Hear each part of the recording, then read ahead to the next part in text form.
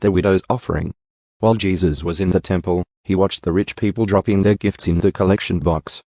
Then a poor widow came by and dropped in 2 small coins. "I tell you the truth," Jesus said, "this poor widow has given more than all the rest of them. For they have given a tiny part of their surplus, but she, poor as she is, has given everything she has." Jesus speaks about the future. Some of his disciples began talking about the majestic stonework of the temple and the memorial decorations on the walls. But Jesus said, "The time is coming when all these things will be completely demolished.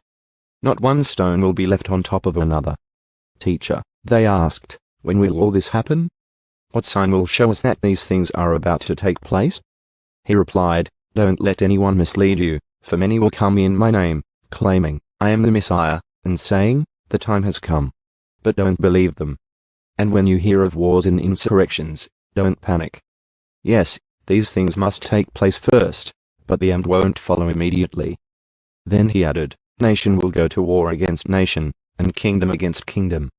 There will be great earthquakes, and there will be famines and plagues in many lands, and there will be terrifying things and great miraculous signs from heaven. But before all this occurs, there will be a time of great persecution. You will be dragged into synagogues and prisons, and you will stand trial before kings and governors, because you are my followers. But it will be your opportunity to tell them about me. So don't worry in advance about how to answer the charges against you, for I will give you the right words and such wisdom that none of your opponents will be able to reply or refute you. Even those closest to you, your parents, brothers, relatives, and friends, will betray you. They will even kill some of you.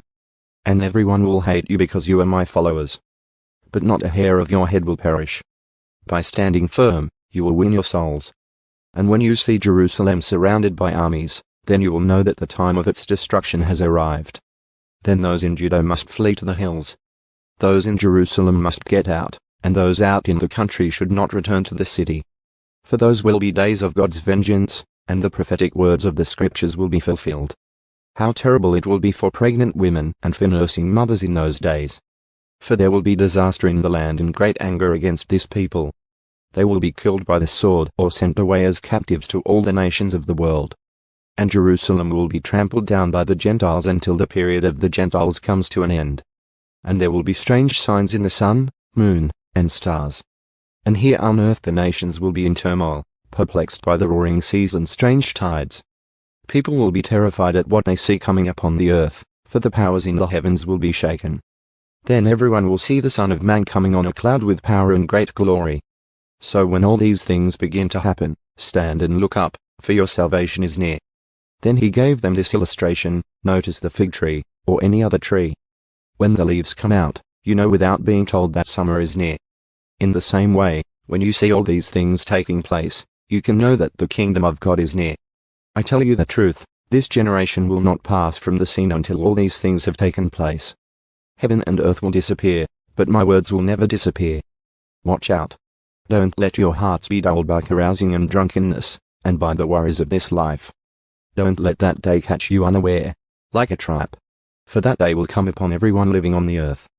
Keep alert at all times, and pray that you might be strong enough to escape these coming horrors and stand before the Son of Man."